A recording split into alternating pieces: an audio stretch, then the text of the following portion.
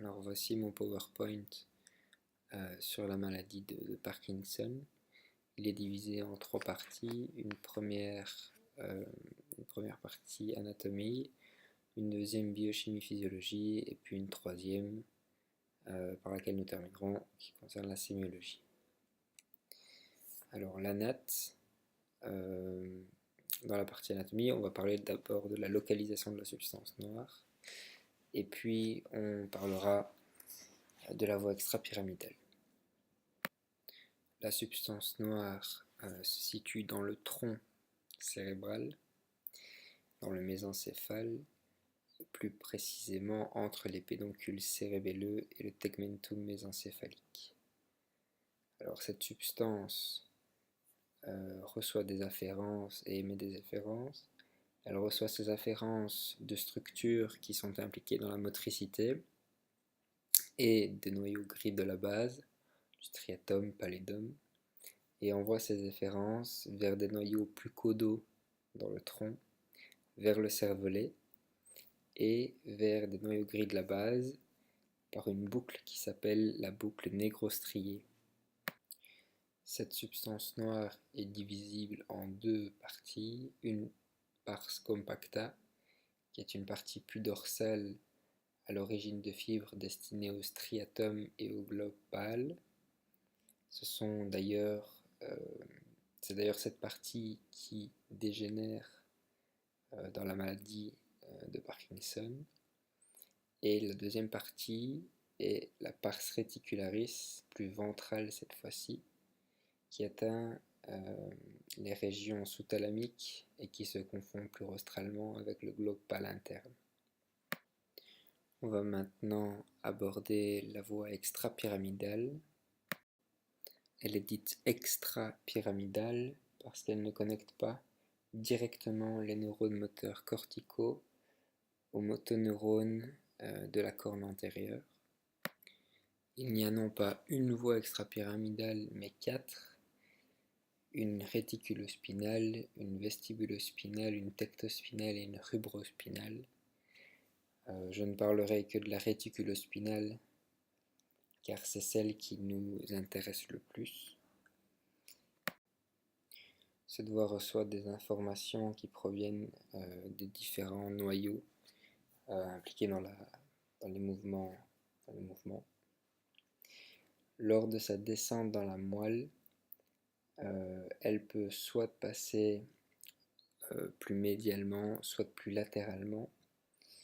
Le contingent médial est plutôt impliqué dans la posture de l'individu, la coordination oculomotrice et d'autres mouvements, et la voie plus latérale est plus impliquée dans les mouvements fins des extrémités. Vu que ces fibres proviennent entre autres de la substance noire, on peut très facilement déjà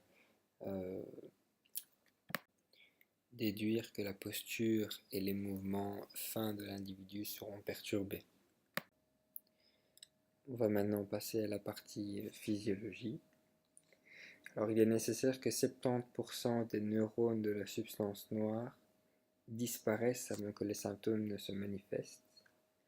La mort cellulaire dans la substance noire diminue l'innervation dopaminergique correspondante du striatum, ce qui se traduit en fait par une désinhibition des neurones striataux qui en temps normal inhibent des neurones de la partie externe du pallidum.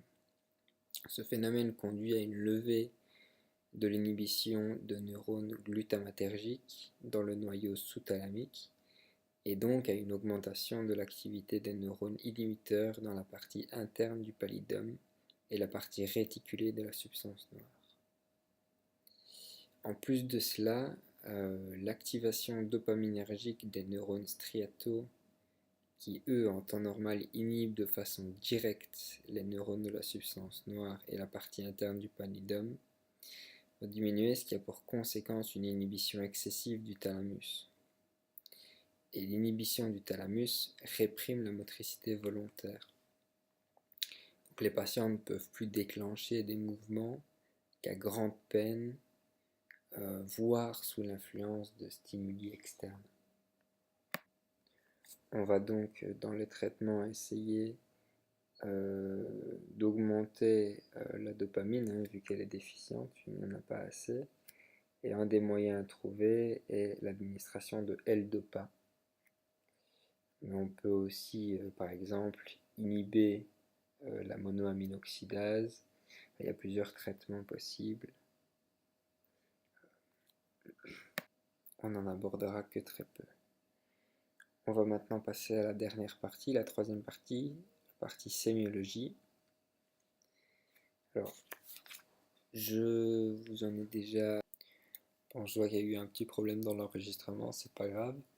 Donc on est dans la troisième partie, la partie sémiologie. Alors je vais d'abord définir la bradykinésie. La bradykinésie est en fait une diminution de la vitesse d'exécution de mouvements, particulièrement marquée lors de l'exécution de gestes alternatifs. Donc voilà, hein, on l'a dit, les neurones de la substance noire libèrent moins de dopamine, avec tous les effets que j'ai abordés dans la partie biochimie, et le résultat, le signe est donc cette diminution de vitesse d'exécution des mouvements. On a des troubles de la posture, ça je vous ai dit que c'était un effet